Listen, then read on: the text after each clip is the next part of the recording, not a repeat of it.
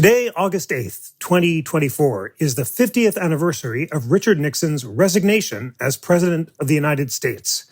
Happy Nixon Resignation Day! The resignation came as the House Judiciary Committee voted to recommend President Nixon's impeachment for high crimes and misdemeanors. That would have been the first impeachment since that of Andrew Johnson in 1868. Hello, friends. I'm Jeffrey Rosen, President and CEO of the National Constitution Center, and welcome to We the People, a weekly show of constitutional debate. The National Constitution Center is a nonpartisan nonprofit chartered by Congress to increase awareness and understanding of the Constitution among the American people. In this episode, we'll discuss the history and constitutional legacy of Watergate, and I am honored to be joined by two of America's leading historians of Watergate and of President Nixon. Garrett Graff is a best-selling historian and Pulitzer Prize finalist, a columnist for the Washington Post. He hosts the award-winning history podcast Long Shadow, and his book, Watergate, A New History, was a finalist for the Pulitzer Prize in History. Garrett, it is wonderful to welcome you to We the People. Thank you so much. What a fun topic to talk about on today of all days. It is indeed. And Robert Doar is president of the American Enterprise Institute.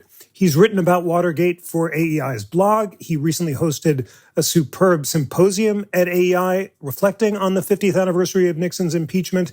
And he is the son of John Doar, the special counsel to the House Judiciary Committee and a key player in the Watergate investigation. Robert, it's an absolute honor to welcome you to We the People. Thanks for having me. Glad to be here. Garrett, let's begin at the beginning and set the historical context. In your really wonderful book on Watergate, you say, at its simplest, Watergate is the story of two separate criminal conspiracies: the Nixon world's dirty tricks that led to the burglary on June 17th, 1972, and then the subsequent wider cover-up. Take us up to 1972. You say the story begins in 1971 with the Pentagon Papers. What was going on and how did we get to the break-in?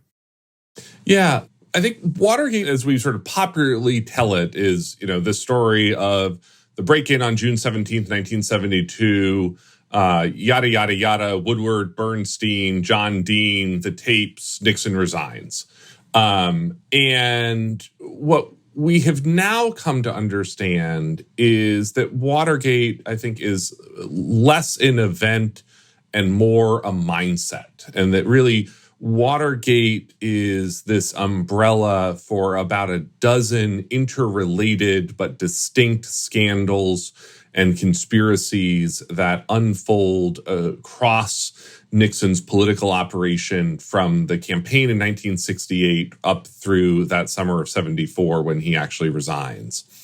And, the question that had sort of always dogged historians and certainly reporters and members of Congress in the 1970s was, why didn't Richard Nixon just hang the Watergate burglars out to dry?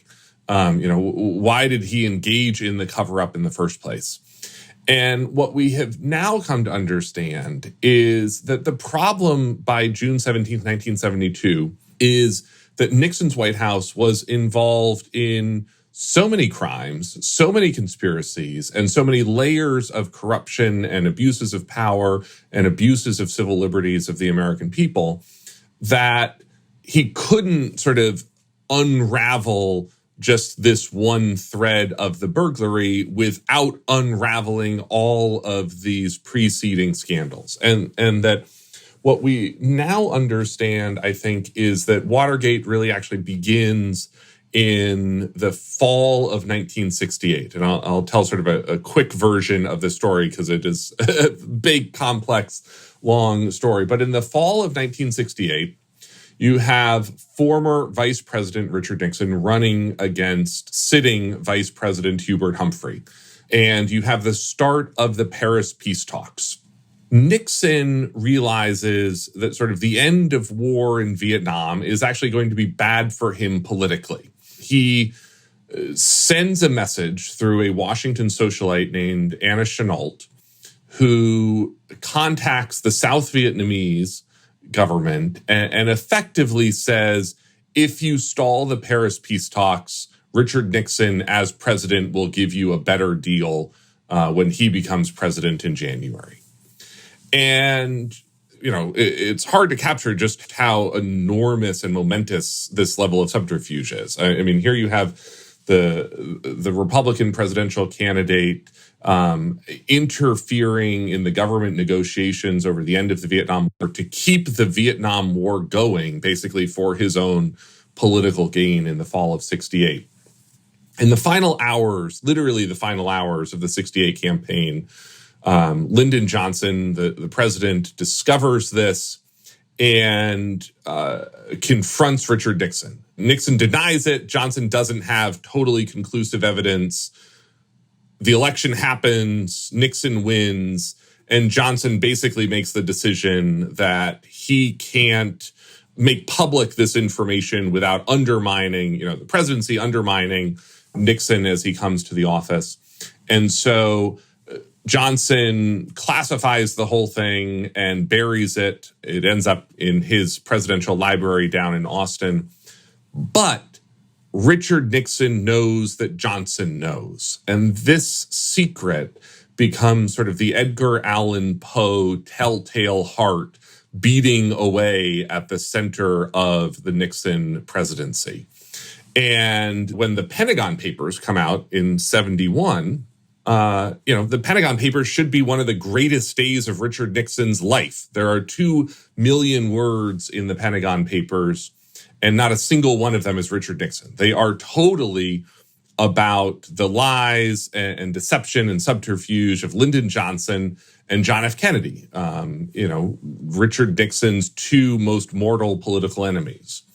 And, Nixon should be thrilled with this, except that he's afraid, as the Pentagon Papers come out, that this chapter of subterfuge in the 68 campaign around the Paris peace talks will come out. And so in the summer of 1971, a year before the Watergate burglary, Nixon is on the White House tapes ordering the only burglary that he is actually ever recorded ordering, which is not the burglary of the Watergate building, but it's the burglary of the Brookings Institution, which he believes the Brookings Institution, the think tank in Washington, has in its safe a file about this Paris peace talks Chenault affair, and that he wants his burglars to go in, get the file, and escape. And they come up with this incredibly elaborate plot. This idea that they are going to firebomb the Brookings Institution. And they turn to G. Gordon Liddy and Howard Hunt. And Howard Hunt recruits these Cuban burglars that he knows from Florida, when he was involved in the CIA and the Bay of Pigs. And they're going to buy and decorate a used fire truck so that it looks like a DC fire truck, equipped these burglars in DC Fire Department uniforms. And then after they firebomb the Brookings Institution, this fake fire truck is going to arrive at the scene. The burglars are going to go in, steal back this file, and secure Richard Nixon's political future.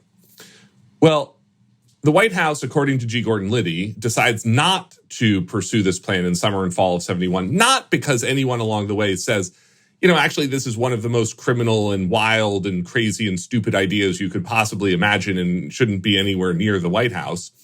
But because, as Gordon Liddy says, the White House is too cheap to buy the fire truck. And so what that creates, though, is it brings into the White House this, what we now call the plumbers, this sort of group of dirty tricksters, G. Gordon Liddy, E. Howard Hunt, and others, who go on to be the center of the Watergate burglary conspiracy the following spring, along with a bunch of other dirty tricks along the way.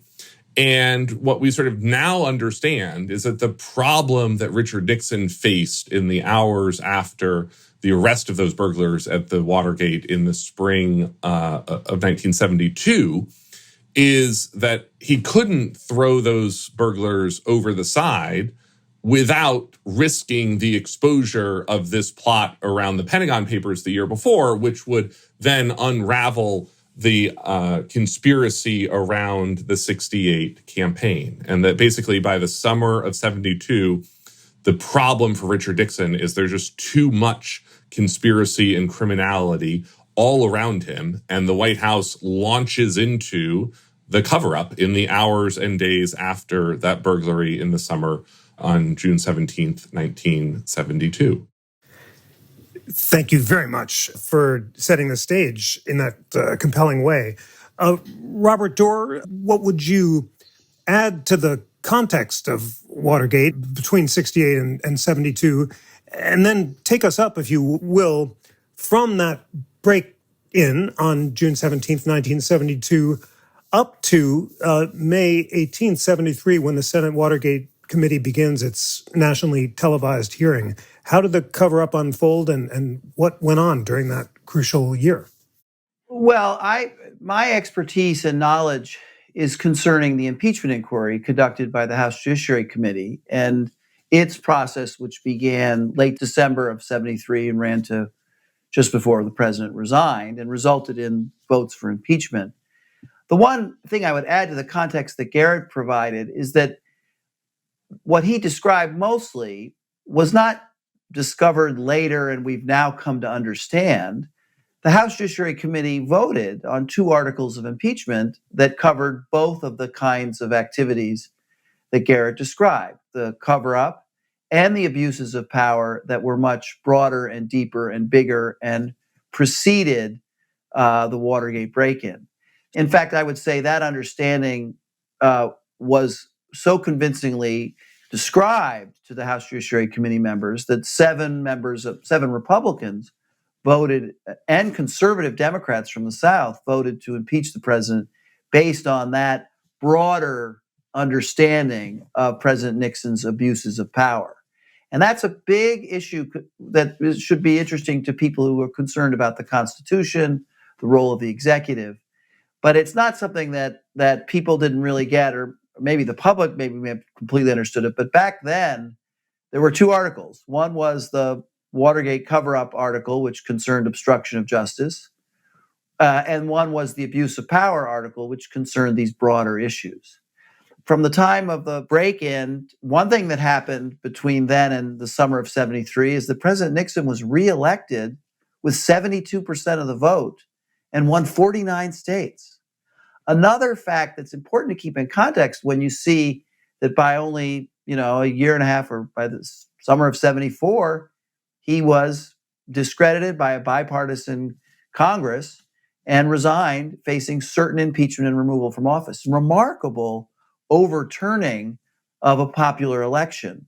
Really, and quite, in some respects, quite an achievement in that you could portray these complicated events and activities with limited knowledge. The tapes had not all been exposed. But through investigations and prosecution, court proceedings, and Senate hearings, and newspaper article efforts, this all came out sort of drip by drip. But the period from the Watergate break-in until the Senate Select Committee began its hearings were characterized, most in my memory and my knowledge of it, by the reporting of Woodward and Bernstein in the Washington Post. They kept the issue alive. They exposed some things that raised enough attention to it that led to the Senate deciding to conduct the Senate hearings in the summer of 73. Garrett, we're now at the Nixon impeachment, and help us understand how that remarkable bipartisan consensus that Robert Doar just described emerged.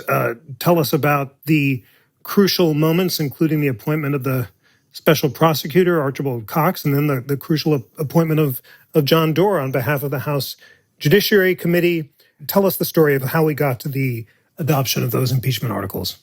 Yeah, I think one of the things that's important to understand, and that it's actually hard for modern day audiences to understand, is how different the national political environment was in the early 1970s. That Watergate, as we've already talked about, is very tightly interlinked with the Pentagon Papers and with Vietnam and the lies leading up to Vietnam. Was a real rupture in American society and civic life in terms of the collapse and decline in faith in our institutions, our government, in the presidency. And a big part of that early stage of Watergate was people not understanding, not being able to really reckon with the possibility that a president would lie to the American people. And, there were even Democrats saying, in 72 and early 73, look, Richard Nixon says he's not involved in Watergate, that he's the president. If he says he's not involved, he's not involved. And that, as Robert sort of began to talk about, what you began to see was this sort of drip, drip, drip of additional information and follow-up newspaper articles. And eventually in January 73, the trial of the Watergate burglars, in which James McCord, one of the sort of members of the burglary conspiracy, said, wrote a letter to the judge finally where he said, basically, there's a cover-up afoot here and, people have committed perjury in this trial. And that's really the moment that sort of blows open this case. But it was, as Robert said, it was the journalism of Woodward and Bernstein at the Washington Post as part of a constellation of about a half dozen reporters, including Walter Rugerber and Seymour Hersh of the New York Times and Jack Nelson and Ron Ostro of the Los Angeles Times, who keep this story alive through the fall of 72 and the spring of 73 until basically Congress gets interested and gets involved. And one of the things that really distinguishes the congressional investigation and the congressional interest, what you see is members of both parties participating in the impeachment inquiry, mostly in good faith. And that they, many of them start off not believing that Richard Nixon is involved, not believing that there is a cover-up here that stretches into the White House itself. But as more evidence accumulates, they come to see it. Many people actually forget that sort of one of the most famous quotes out of the Watergate story, the Howard Baker, the Republican senator's quote of, what did the president know and when did he know it, was actually originally offered in that context in defense of Richard Nixon, sort of the, defending the idea Richard Nixon did not know about the Watergate burglary in advance, which we still think today true, that the burglary was not a premeditated act ordered by Richard Nixon himself. And that what you saw was sort of this evolution by that congressional committee, pretty reluctantly, actually, at a lot of times, to continue advancing the Senate investigation in the summer of 73 at Sam Ervin's committee. And then as the Watergate tapes become public in those hearings, the interest from the special counsel, Archibald Cox, that sort of launches this court showdown that proceeds through the fall of 73, culminating, of course, in the famous Saturday Night Massacre, where Richard Nixon orders the firing of the special counsel, and his attorney general and deputy attorney general both resign. Then the number 3 at the Justice Department, Robert Doar, agrees to become acting attorney general and fire the special counsel, Archibald Cox. And that it is sort of actions like that among that sort of most famously, but that among many other smaller moments as well, that begin to really sort of convince Congress that there is, in fact, a cover-up here, that the president is actively trying to hide information from them. And, that really launches this new chapter that falls sort of the end of 73 and beginning of 74 into the House Judiciary Committee and a formal impeachment inquiry. Robert, your father, John Doar, was special counsel to the impeachment inquiry.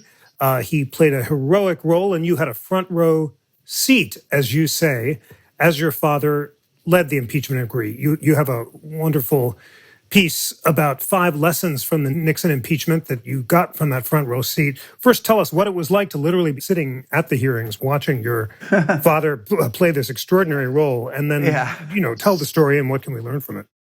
Well, I was 12 years old, and while I might have been a precocious 12-year-old, I wasn't really in the front row seat every day. I was going to school in New York, but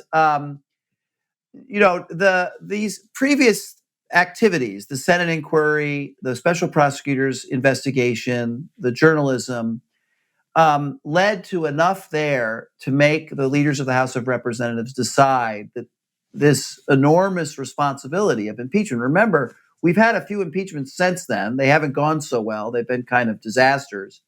But at the time that this impeachment was being considered, we hadn't had one for 100 years. And that had been a disaster. So this was a very rare and unusual thing. And the first decision this Congress had to make, the House of Representatives, was which committee should get this responsibility. And instead of setting up a special committee, they gave it to the House Judiciary Committee and just took their chances on a very new and untested chairman, Peter Rodino. And they said, well, let's do it where it should go in the normal course of a congressional business. 38 members, more Democrats than Republicans for sure, but freshmen and old people that had been around for a long time, Barbara Jordan, Charlie Rangel, a lot of people that became famous later.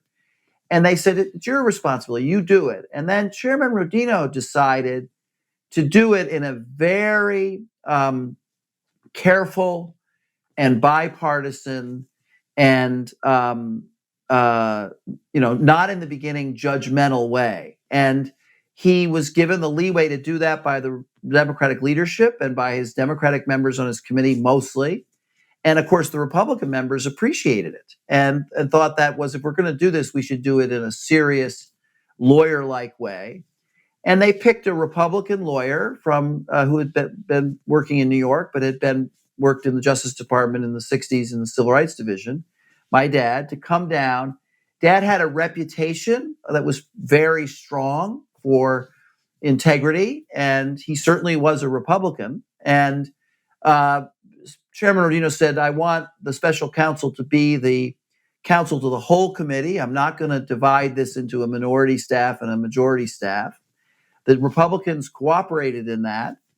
And then they decided that in order to get the evidence in front of the members, they had to do it in a way that was very slow and judicious and plotting, but didn't tilt, didn't sort of go at it in a prosecutorial way, but more as an inquiry. They created these statements of information, which were step-by-step accounting of activities in the Nixon White House on a whole range of events that each were well documented and each were presented to the full committee. Think of this now.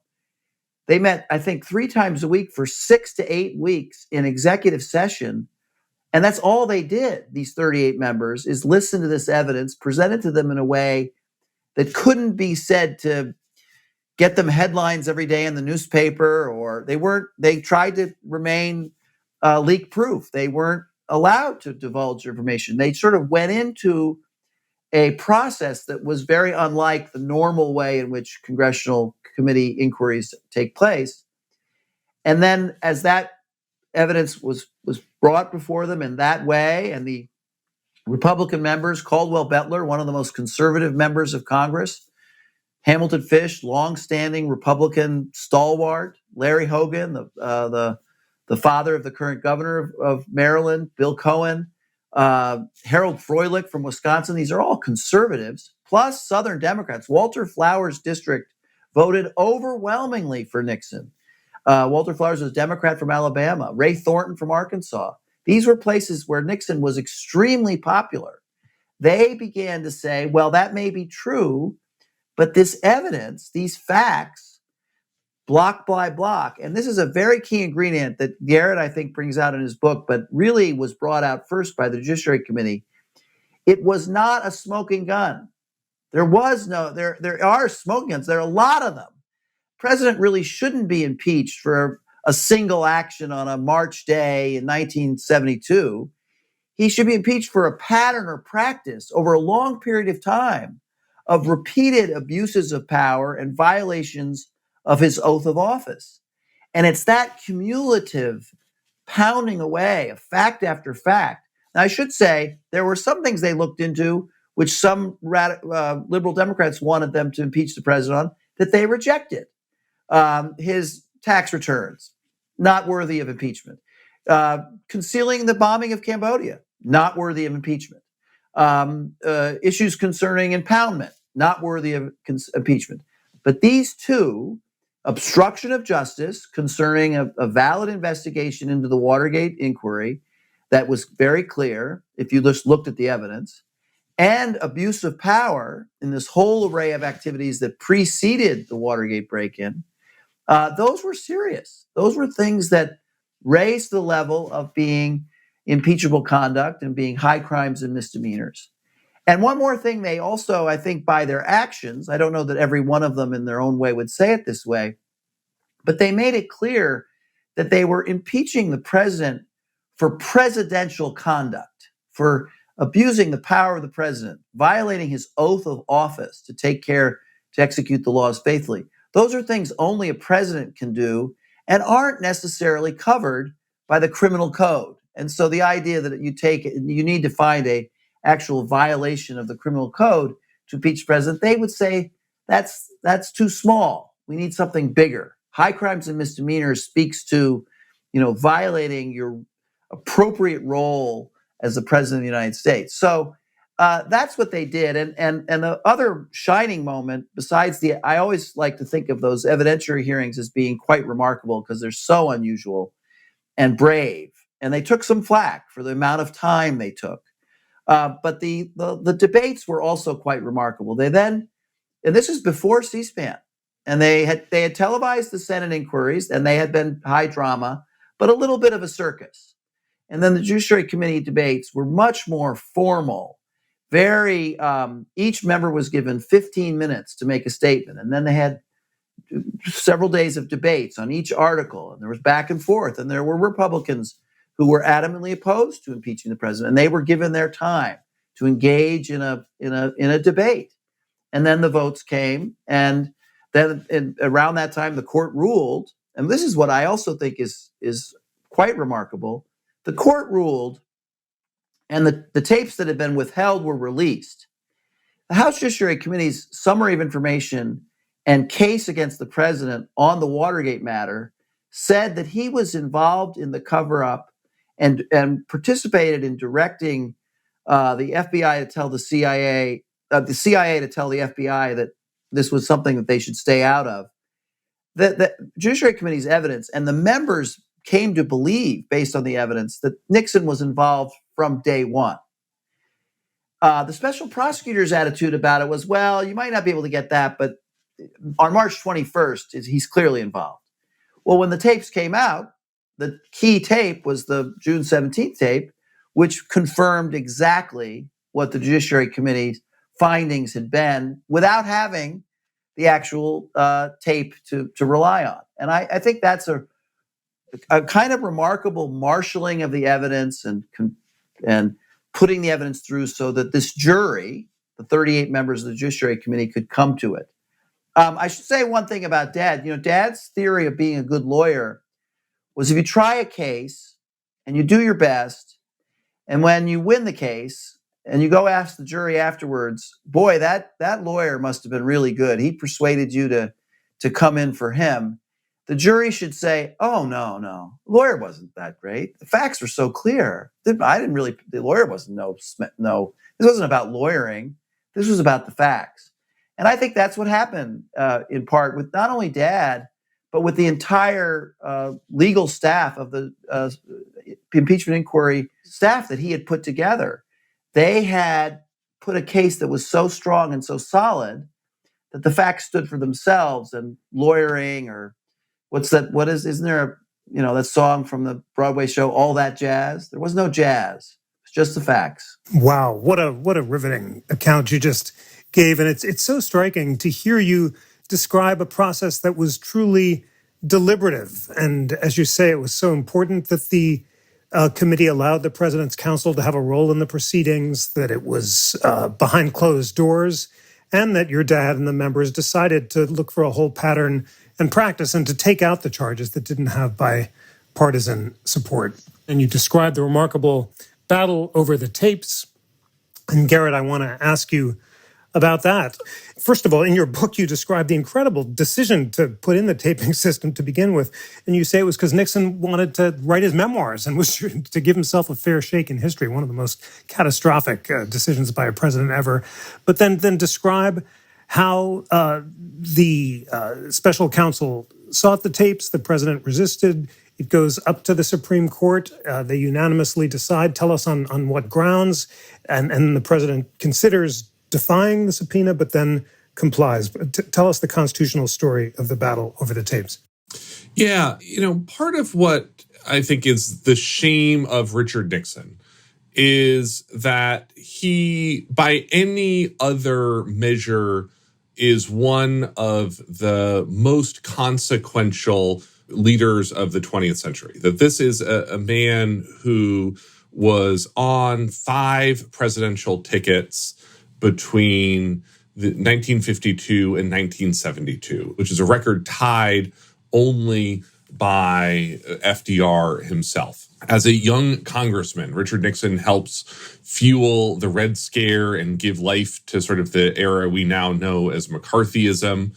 In the presidency, he shaped and escalated and eventually wound down the Vietnam War. He signed the Clear Air Act, created the EPA, created OSHA, transformed the post office into a quasi-private government enterprise, hiked Social Security payments, declared the war on cancer, signed Title IX, transformed the military by ending the draft, helped push forward civil rights. He brought more than 1,000 women into previously male middle management roles in the U.S. government, brought the first female military aides to the White House. He averted a larger war in the Middle East amid the Yom Kippur War. He brought détente with the Soviet Union, reopened diplomatic relations with China. He's the first president to visit a communist country. He's the first president to visit Moscow. He's the first president to visit China. And, all of that ends up getting subsumed into sort of this one word that we now define Richard Nixon with, the Watergate scandal.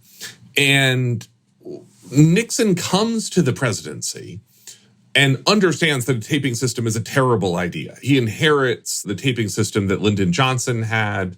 John F. Kennedy, of course, had a taping system in his White House as well. Which is how we have such amazing records of what took place during the Cuban Missile Crisis and the debates in the cabinet room. Richard Nixon has all of that infrastructure torn out as he comes into the White House in 69.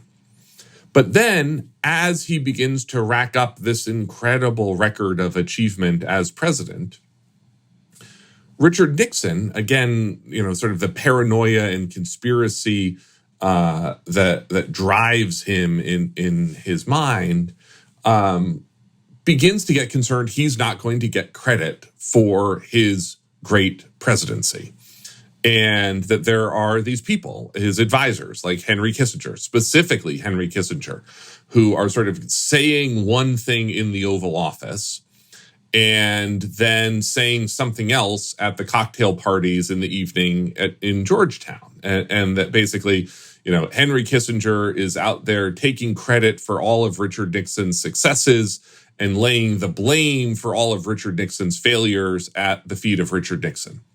So he wants a taping system that is going to capture an accurate record of his presidency so that both he can, write his own memoirs later, but that he can also catch these advisors in their lies about what they really told him behind the closed doors of the Oval Office.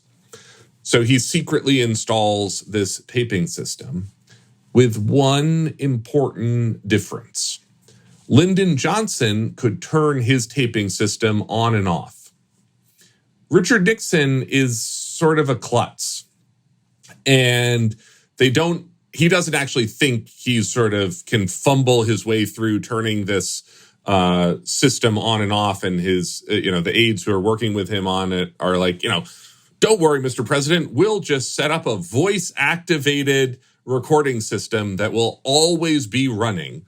And you don't need to worry about it at all. And to me, there's sort of this great question of if Richard Nixon had been slightly more technologically adept, would he have retired as a successful two-term president, in January 1977 without ever facing sort of the ignominy of the end of his resignation in the summer of 74. So this taping system, as we've sort of talked about, is secret even to his top aides. Henry Kissinger has no idea he is being in Miranda warning terms that anything he says in the Oval Office can and will be used against him in Richard Nixon's future memoirs. And this taping system becomes public in those Irvin Committee hearings in the summer of 73 and touch off this incredible battle over the tapes. One of the things that, again, going back to the President's Counsel being involved, the President's Counsel was trying to find ways to cooperate with the investigation as it unfolds. So one of the things that they turn over to the special counsel in the spring of 73 is the president's so-called White House daily diaries, which are the sort of daily schedules that list what meetings take place, who enters the Oval Office at what time, who leaves the Oval Office at what time, who Richard Nixon telephones, who calls the president, and so on and so forth. And so the special counsel in the summer of 73 hears about this taping system and then has this incredible wealth of a roadmap to every meeting that has taken place in the Nixon White House. And so he's able to sort of go back through these presidential daily diaries, look for the most interesting looking meetings that might sort of bear fruit on what, if any, cover-up was taking place, and they write these subpoenas for these specific meetings based on the White House daily diaries. And the sort of whole center of this becomes, battle over these tapes that ends up going all the way up to the Supreme Court and results in that 9-0 decision in the summer of 1974 in Nixon v. U.S. that holds that the president has to comply with, basically the judicial process. That in this 9-0 decision, that the Supreme Court says the president is not above the law and he has to turn over these tapes about these specific meetings. And as Robert says, that sort of kicks off this final moment as everyone is confronted with the sort of inescapable evidence that Richard Nixon was involved in the cover-up from the earliest moments. Thank you so much for telling that incredible story. Robert, reflect, if you will, on the constitutional legacy of Watergate. The Supreme Court did unanimously reject the statement by President Nixon's lawyers that when the president does it, that means it's not illegal. It rejected the idea that Article 2 vests the president with unreviewable authority to oversee the executive branch and accepts the constitutionality of the special prosecutor. What does that ruling say about where we are today? And broadly, what can we learn from the constitutional legacy of Watergate?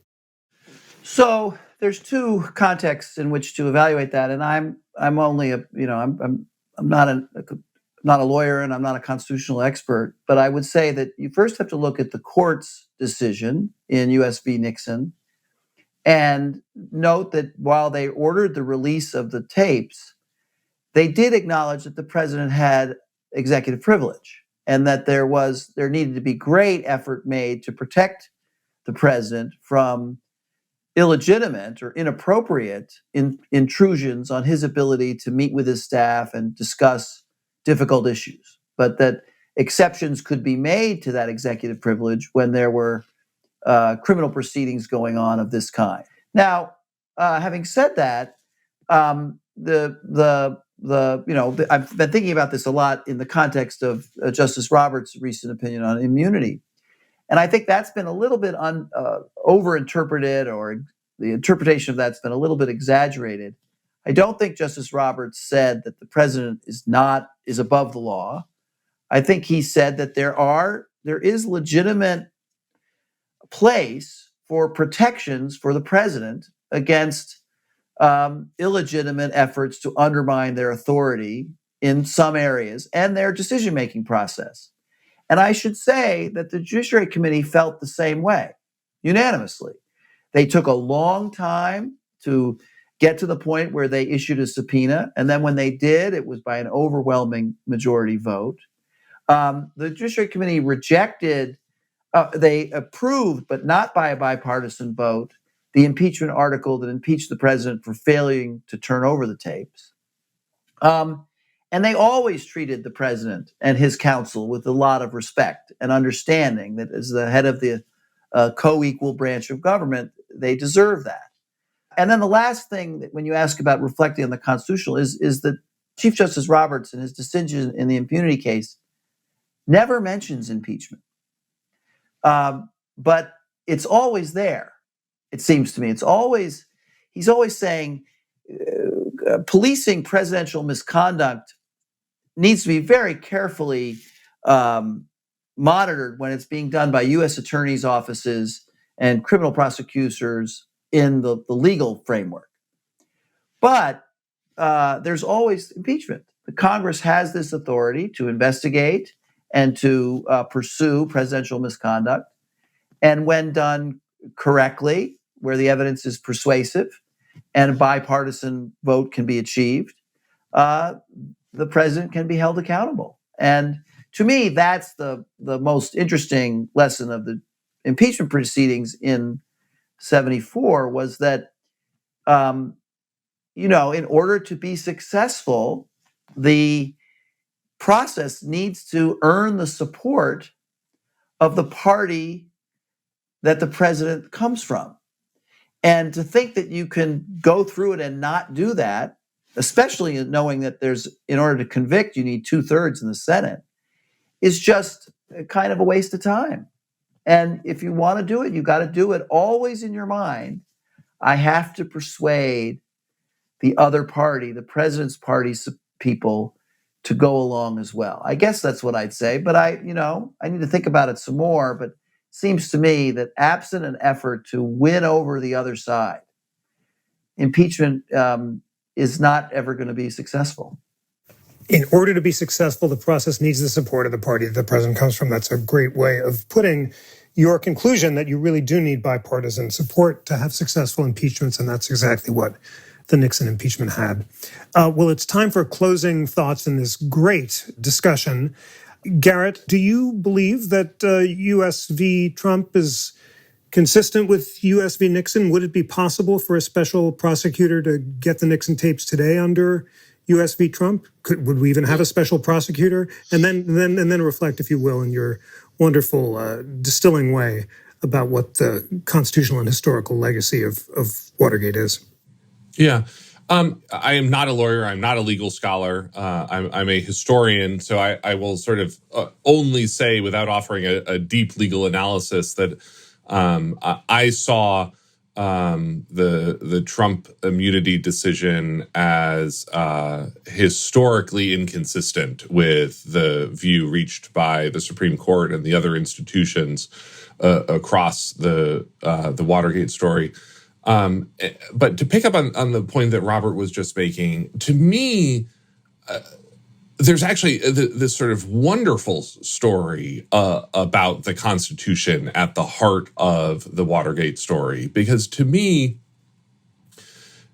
Watergate is not actually a story about Nixon's crimes and criminality and corruption at the center of the American political system. It's the story of how Washington worked to bring a corrupt president to justice, and that what you see in Watergate is this remarkable, delicate ballet of the checks and balances that our founders have written into the Constitution, that every institution across Washington, inside and outside of government, had a role to play in bringing Richard Nixon to justice, that this was a combined effort by the media, protected, of course, by the First Amendment, that the Justice Department, the FBI, the House, the Senate, the district courts, the appeals court, the Supreme Court, all had distinct roles to play.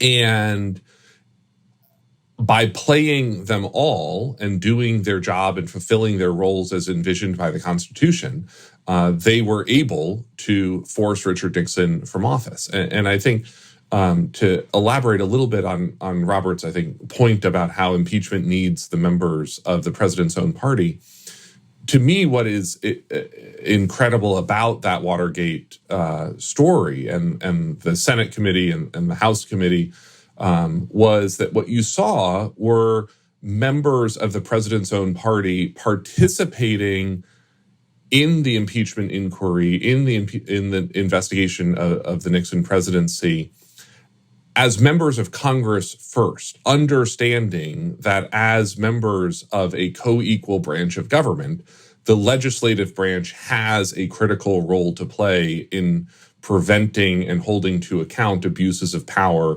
by the executive branch. And so, yes, I think, as Robert said, it's important that impeachment include members of the president's own party. But I think the sort of important insight in Watergate is that the members of the president's own party participated in the process as members of Congress first and as political party members second. That, to me, is, I think, the lesson for sort of how checks and balances are supposed to work and how the American system sort of works in ideal circumstance. Wonderful. Robert, the last word in this great discussion is to you. Please sum up for We the People listeners, if you will, what you believe the historical and constitutional lessons of Watergate are. Well, I agree with Garrett that there's a kind of tragedy of Richard Nixon thing here going on. He did do many great things, and he was a fascinating and remarkable participant in the politics of America for over 50 years. And but it goes to show you that you can have all of that, and if you abuse your powers and you violate your oath and you commit crimes that meet the standard of impeachment, the system will hold you accountable when the system is working correctly. And when good people of good faith and good judgment who put their respect and honor to the country above their political fortunes apply themselves, they will hold you accountable, or they can, or at least they did. And my general judgment of these sorts of things is if it happened once, it can happen again. And we should hold out that faith and hope. And so that's what I think. I do also think that there needs to be an understanding about the pattern or practice business, which Garrett started out with, that this was about more than just one break-in and one decision in June of 1972 to have someone cover up something. President Nixon was found wanting for a whole array of activities that all together added up to sufficient evidence to justify this really awesome thing, to overturn a presidential election. We are a democracy. Elections, as President Obama said, should have consequences. And one of them is that the person should serve out his term, unless it can be shown that he's done such serious harm that he's worthy of impeachment. And I think we need to be conscious of that. And that trivializing impeachment, trivializing, efforts to get the president, that doesn't help. It's got to be serious. The only other thing I would say, Jeffrey, and I think you may ought to have a separate show on that, is the history of the special prosecutor, because that is a complicated legal issue. My dad was never really comfortable with, for certainly he didn't support impeaching the president because he fired Archibald Cox. And he isn't, and the special prosecutor is a employee of the executive branch. And so there's some issues there that lots of lawyers have debated over. And I'm not sure that the special prosecutors that have succeeded Archibald Cox and Leon Jaworski, who I think were really quite remarkable men, went about their responsibilities with the same prudence and wisdom and good judgment that those two gentlemen did. Well, thank you very much for the homework assignment. We will have a follow-up show on the history of the special prosecutor. And most of all, thank you so much, Garrett Graff and Robert Doar, for a deep, illuminating, and ultimately inspiring account of a time when the constitutional system held the president accountable because the system was working correctly. Garrett Graff, Robert Doar, thank you so much. Thank you both very much. I enjoyed this. Yeah, this was great. Today's episode was produced by Lana Ulrich, Samson Mastashari, and Bill Pollack. It was engineered by Bill Pollack. Research was provided by Samson Mastashari, Cooper Smith, and Yara Durese. Dear We the People friends, let's remember on President Nixon's resignation day his remarkable speech the following day, August 9th, where he quoted Theodore Roosevelt and ended with the following wise words. Always give your best, never get discouraged, never be petty. Always remember others may hate you, but those who hate you don't win unless you hate them, and then you destroy yourself. Wise words indeed. Please recommend the show to friends, colleagues, or anyone, anywhere who's eager for a weekly dose of Nixon impersonations and constitutional debate. Sign up for the newsletter at constitutioncenter.org/connect. And always remember that the National Constitution Center is a private nonprofit. We rely on the passion, generosity, and devotion to constitutional impersonations of all perspectives. And that means you, people who are inspired by the nonpartisan mission and want to support it. Do exactly that by becoming a member at constitutioncenter.org/membership, or give a donation of any amount to support our work, including the podcast, at constitutioncenter.org/donate. On behalf of the National Constitution Center, I'm Jeffrey Rosen.